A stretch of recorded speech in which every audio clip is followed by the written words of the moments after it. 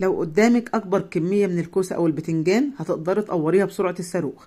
فكرتنا النهاردة يا جماعة بجد خطيرة، هتنفعنا جدا خصوصا في العزومات. وشكل التقوير بصراحة حلو جدا جدا. شايفين شكل الكوسة معانا؟ مهما نقورها بالمقوار العادي عمرنا ما هنوصل للجمال ده. وادي شكل البتنجان معانا سواء الاسود او الابيض بجد تحفة. شكل التقوير يا جماعة متساوي جدا جدا. فكرتنا النهارده يا جماعة بجد تستاهل انتوا تحطوا لايك للفيديو ده وتشيروها لكل اصحابكم وتوصلوا الفكرة لكل الناس. اول حاجه كده قبل ما نبدا خالص عشان ايدينا ما تسودش معانا، مسحه كده خفيفه قوي من الزيت بالفرشه. الزيت ده يا جماعه يكون بمثابه عازل لايديكي كده عشان ايديكي ما تسودش. طيب لو انا ايديا اسودت معايا، ممكن تجيبي كده نص ليمونه تمام وتحطيها كده في الملح وتبداي تدعكي ايديك، عمرك ما هتلاقي اي سواد في ايدك باذن الله.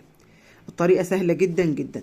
نبدا كده بقى في وصفتنا على طول ونشوف هنعملها ازاي، بس اهم حاجه يا جماعه ما تنسوناش فعلا في اللايك. بطل حلقتنا بقى النهارده يا جماعه هو ايه؟ هو المضرب الكهربائي. هنستخدم اللي هو السلاح بتاع العجل. هنستخدمه ازاي هتشوفوا دلوقتي معايا. هقول لك ازاي في الفيديو ده توصلي البتنجان لو انت عايزه يكون رقيق تعمليه ازاي، ولو عايزه يكون ليه تخانه براحتك خالص زي طبعا ما بتحبي.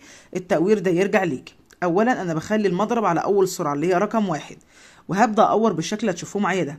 وعايزه اقول لكم ما تخافوش على ايديكم خالص، والله يا جماعه ما بيبهدل الايد ولا اي حاجه. بالعكس عايزه اقول لكم هتحسوا بمتعه وانتوا بتقوروا البتنجان. سهل جدا جدا وما بياخدش وقت خالص. ده شكل تقوير البتنجان معانا. شايفين السمك كده تحسوه تخين شويه. لو عايزاه ارق من كده هقولك هتعملي ايه. اهم حاجه بقى واللي عجبتني بجد في الفكره دي يا جماعه هي الكوسه. كلنا ممكن يتقطع مننا الكوسه او ممكن تطلع معانا مش متساويه، لكن بصراحه يا جماعه بالطريقه دي الكوسه ما فيهاش ولا غلطه. لا هتتقطع معاكي ولا هتتبهدل معاكي. في ناس كتيره جدا ما بتعرفش تقور الكوسه.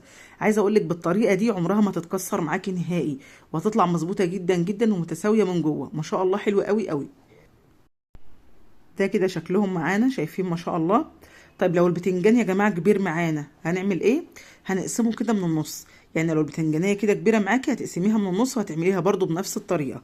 طب لو انا عايزه البتنجان سمكه يكون ارق من كده، هوريكم دلوقتي ازاي بخليه رقيق جدا معايا. ببدا اقور كده الاول عادي جدا. لو عايزه بقى سمك البتنجان يكون رقيق بفضل شغاله كده بالمضرب لحد ما اوصل للشكل ده. شايفين شكل البتنجانه هنا رقيقه جدا جدا. هو هيعمل لك كل اللي انت عايزاه. ده تخين اهو وده رقيق. اللي طبعا يا جماعه السمك ده يرجع ليكم، انتوا هتشتغلوا بالمضرب لحد ما توصلوا للسمك اللي انتوا عايزينه. تمام. اهم حاجه يا جماعه واحنا شغالين يا ريت نشتغل على مفرش بلاستيك او على صينيه عشان الدنيا بس ما تتبهدلش حوالينا. حبيت انوه عن النقطه دي. ده شكل البتنجان الابيض معانا ما شاء الله. تحفه جدا. باذن الله انا متاكده لما تجربوا الوصفه دي بجد هتدعوا لي. حلوه قوي قوي. وزي ما قلت لكم يا جماعه الكوسه حاجه كده وهم بجد. انا عن نفسي وانا شغاله كنت مستمتعه بالفيديو ده. حلو جدا جدا. شايفين شكل الكوسه يا جماعه؟ حلوة قوي ما شاء الله. متأكدة لما تعملوا الطريقة دي يا جماعة تكونوا مستمتعين جدا، مش هتحسوا بأي تعب ولا حاسين بقى ان انتوا عندكم ايه هنعمل محشي النهاردة وموال وقصة. لا الموضوع هيبقى سهل جدا جدا عليكي بإذن الله. بكده اكون خلصت الكمية اللي انا عايزة اعملها قدامكم وانا هكمل بقى الباقي مع نفسي. حبيت كده بعد ما نضفت الدنيا اوريكي الشغل بالمضرب. شايفين ما شاء الله يا جماعة؟ ما تخافوش على ايديكم خالص. عايزة اقول لكم الشغل فعلا ممتع جدا جدا بالمضرب الكهربائي. حلو قوي قوي. ودي كده شكل الكوسه اللي كلنا بنخاف ان هي تتكسر مننا. بتهيألي مفيش احلى من كده. بكده فيديو النهارده يكون خلص معانا. اتمنى فعلا تكونوا استفدتوا منه. يا ريت لو عجبكم لايك وشير لمطبخ دعاء سليم عشان القناه تكبر بيكم وليكم. واشوفكم على خير ان شاء الله.